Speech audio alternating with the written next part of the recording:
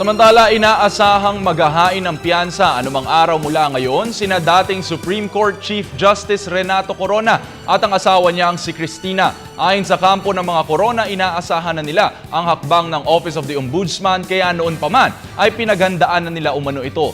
Magugunitang isinulong na ng prosekusyon ang pagsasampa ng patong-patong na perjury cases laban sa mga Corona dahil sa hindi umano nila pagdedeklara ng totoong yaman sa kanilang Statement of Assets, Liabilities and Net Worth o SALN. Inirekomenda ang 10,000 piso na piyansa sa bawat isa sa 8 bilang ng perjury cases kaya obligado ang kampo ni Corona na maglagak ng 80,000 piso para sa naturang mga kaso. Maliban sa perjury, nahaharap din ang dalawa sa paglabag sa Republic Act 6713 o Code of Conduct and Ethical Standards for Public Officials and Employees, kung saan 80,000 rin ang inirekomenda ang piyansa.